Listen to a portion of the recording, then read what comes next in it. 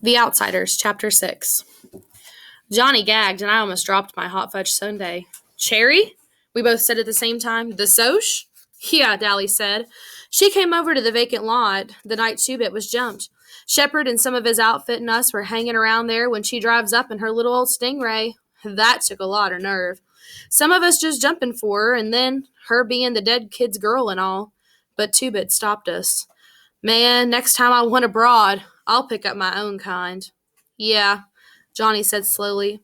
And if I wondered if, like me, he was remembering another voice, also tough and just deepened into manhood, saying, Next time you want abroad, pick up your own kind. It gave me the creeps. Dally was going on. She said she felt the whole mess was her fault, which it is, and that she'd keep up what was coming off with the Soches in the Rumble and would testify that the Soches were drunk and looking for a fight, and that you fought back in self-defense. He gave a grim laugh. That little gal sure does hate me. I offered to take her over to the Dingo for a Coke, and she said no, thank you, and told me where I could go in a very polite terms.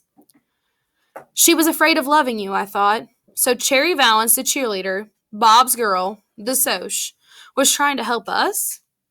No, it wasn't the Cherry the Soch who was helping us. It was Cherry the Dreamer, who watched sunsets and couldn't stand fights. It was hard to believe a Soch would help us, even a Soch that dug sunsets. Dally didn't notice. He had forgotten about it already. Man, this place is out of it. What do they do for kicks around here? Play checkers? Dally surveyed the scene without interest. I ain't never been in the country before. Have you two? Johnny shook his head, but I said, Dad used to take us all hunting. I've been in the country before. How'd you know about the church? I got a cousin that lives around here somewheres. Tipped me off that'd make a tough hideout in case of something. Hey, Ponyboy, I heard you was the best shot in the family. Yeah, I said. Derry always got the most ducks, though. Him and Dad. Soda and I goofed around too much. Scared most of our game away. I couldn't tell Dally that I hated to shoot things. He'd think I was soft. That was a good idea. I mean, cutting your hair and bleaching it. They printed your descriptions in the paper, but you sure wouldn't fit 'em now. Johnny had been quietly finishing his 5th barbecue sandwich, but now he announced, We're going back and turning ourselves in. It was Dally's turn to gag. Then he swore a while. Then he turned to Johnny and demanded, What?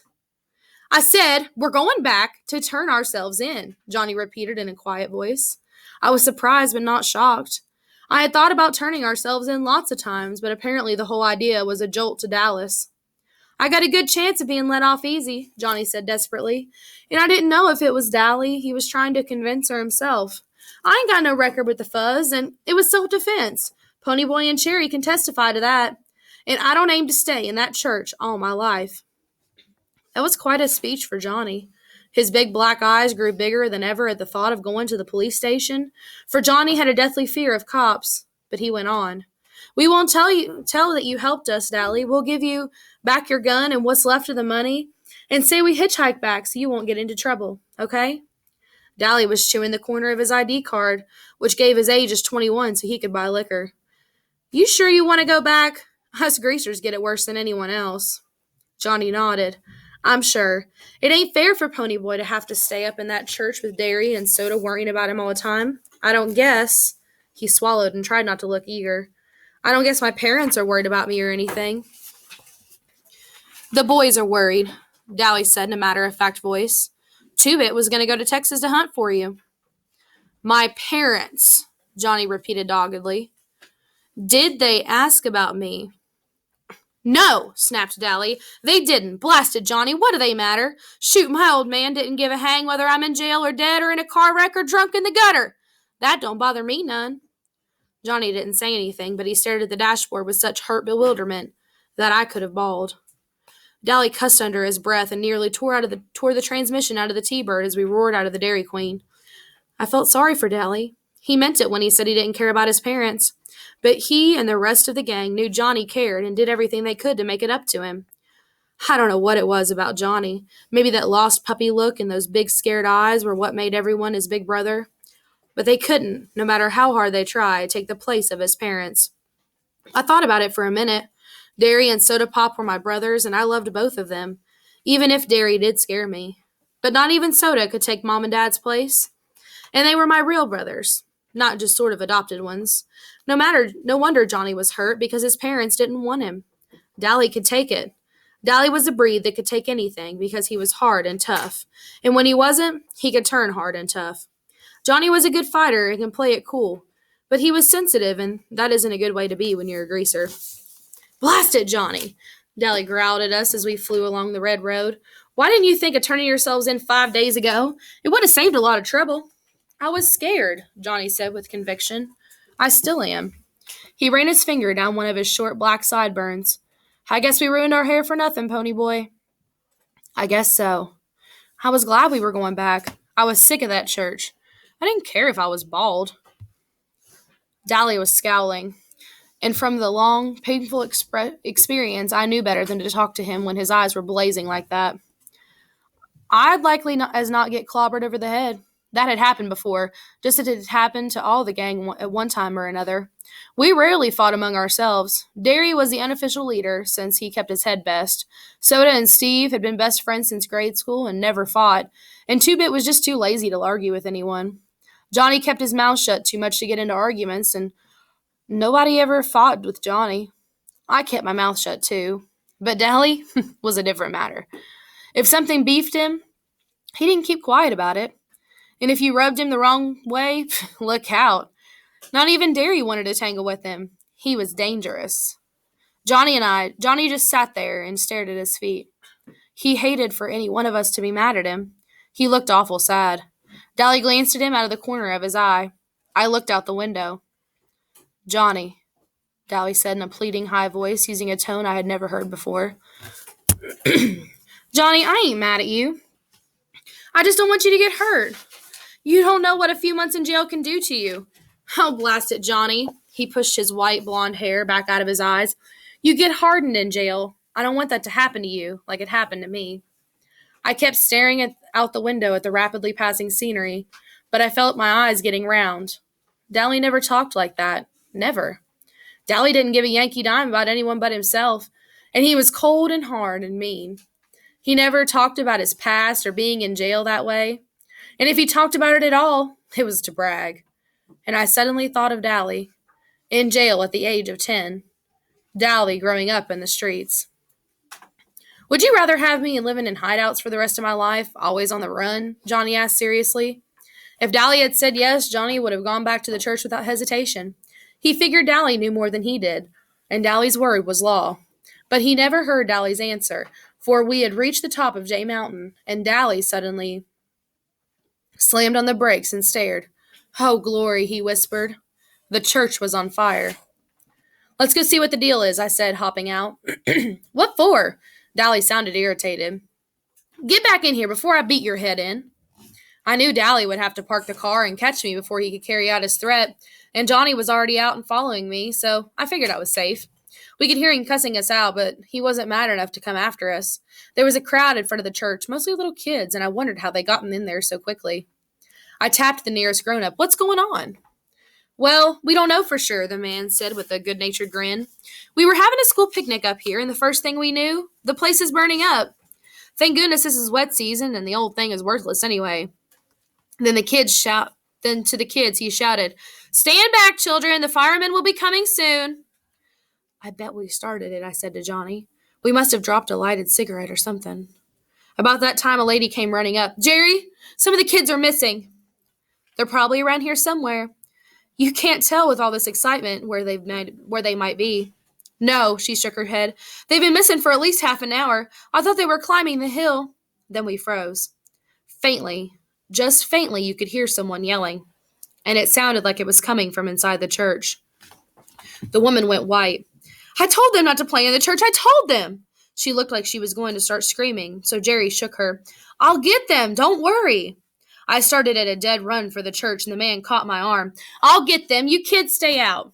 I jerked loose and ran on. All I could think was, we started it. We started it. We started it. I wasn't about to go through that flaming door, so I slammed a big rock through a window and pulled myself in.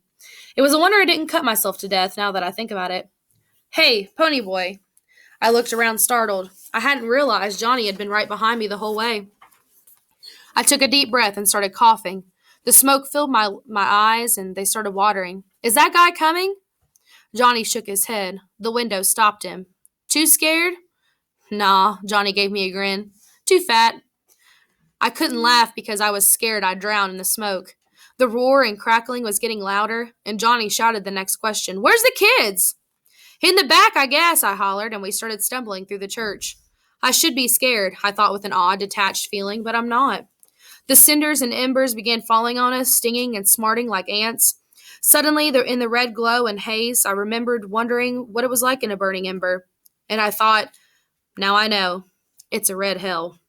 Why aren't I scared? We pushed open the door to the back room and found 4 or 5 little kids, about 8 years old or younger, huddled in a corner. One was screaming his head off, and Johnny yelled, Shut up! We're going to get you out! The kids looked surprised and quit hollering. I blinked myself. Johnny wasn't behaving at all like his old self. He looked over his shoulder and saw that the door was blocked by flames, then pushed open a window and tossed out the nearest kid. I caught one quick look at his face. It was red-marked from falling embers and sweat-streaked, but he grinned at me. He wasn't scared either. That was the only time I can think of when I saw him without that defeated, suspicious look in his eyes. He looked like he was having the time of his life. I picked up a kid, and he promptly bit me, but I leaned out the window and dropped him as gently as I could, being in a hurry like that. A crowd was there by that time. Dolly was standing there, and when he saw me, he screamed, For Pete's sake, get out of there! That roof's going to cave in any minute! Forget those blasted kids! I didn't pay any attention, although pieces of the old roof were crashing down too close for comfort. I snatched up another kid, hoping he didn't bite, and dropped him without waiting to see if he had landed okay or not. I was coughing so hard I could hardly stand up, and I wished I had time to take off Dolly's jacket. It was hot. We dropped the last of the kids out the front of the church as the front of the church started crumbling. Johnny shoved me toward the window. Get out! I leaped out the window and heard timber crashing and the flames roaring right behind me. I staggered, almost falling, coughing and sobbing for breath. Then I heard Johnny scream, and as I turned to go back for him, Dolly swore at me and clubbed me across the back as hard as he could, and I went down into a peaceful darkness.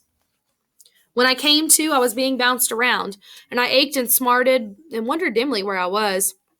I tried to think, but there was a high-pitched screaming going on, and I couldn't tell whether it was inside my head or not. Then I realized it was a siren. The fuzz, I thought dully. The cops have come for us. I tried to swallow a groan and wished wildly for soda. Someone with a coal rag was gently sponging off my face, and a voice said, I think he's coming around. I opened my eyes. It was dark. I'm moving, I thought. Are they taking me to jail? Where? I said hoarsely, not able to get anything else out of my mouth. My throat was sore. I blinked at the stranger sitting beside me, but he wasn't a stranger. I'd seen him before. Take it easy, kid. You're in an ambulance. Where's Johnny? I cried, frightened and being in a car with a stranger. In Dallas. They're in the other ambulance right behind us. Just calm down. You're going to be okay. You just passed out. I didn't either, I said in the bored, tough voice we reserved for strangers and cops. Dallas hit me. How come? Because your black back was in flames, that's why. I was surprised. It was? Golly, I didn't feel it.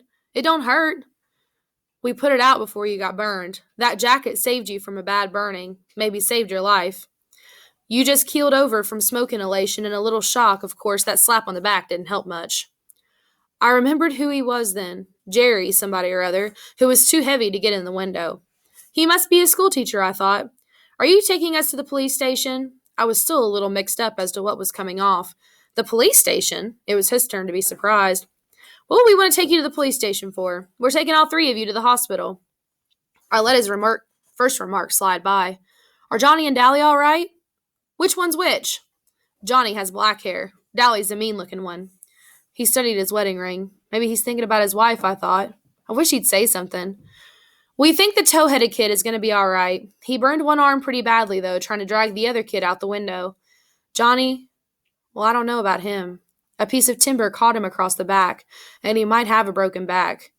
And he was burned pretty severely. He passed out before he got out the window. They're giving him plasma now. He must have seen the look on my face because he hurriedly changed the subject. I swear, you 3 are the bravest kids I've seen in a long time.